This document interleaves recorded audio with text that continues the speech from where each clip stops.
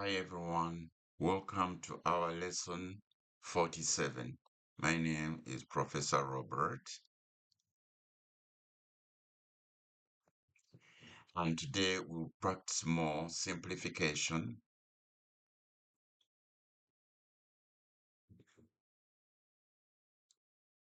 of rational expressions. Expressions.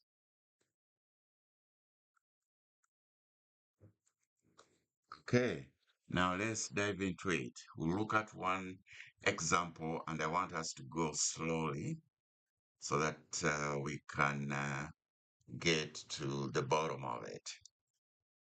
The question is simplify the following expression. And the expression is a squared plus 3a minus 4 divided by a squared plus 2a minus 3. So you start off by factorizing each part of the rational expression. So we'll start with the numerator part. So this center expression will become uh,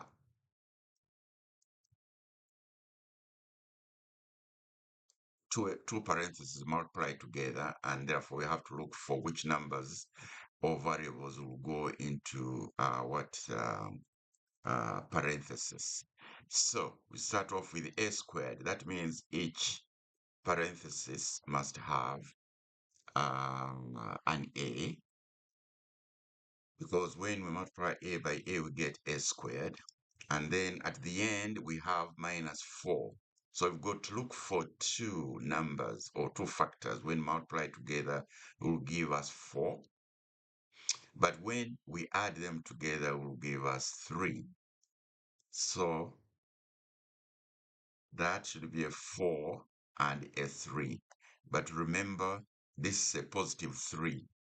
So we have to offer 4 a bigger value, and then a minus 2 uh, to sorry, this should be 1. Maybe this should be 1. A minus 2 1. Okay, and then from there we move on to the denominator part of our expression. Again, we factorize it by having two parentheses or two sets of parentheses, and again we have a squared at the beginning, and therefore each parenthesis must have an a. And then at the end here we have minus 3, and that means we have to find two numbers which when multiplied together will give us 3.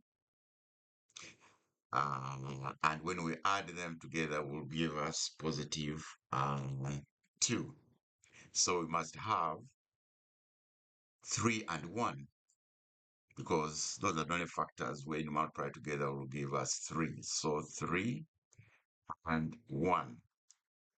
But then we want to have a positive 2a. So that means we need to have these 3 as positive in order to have finally a positive answer for the second part of this expression, which is 2.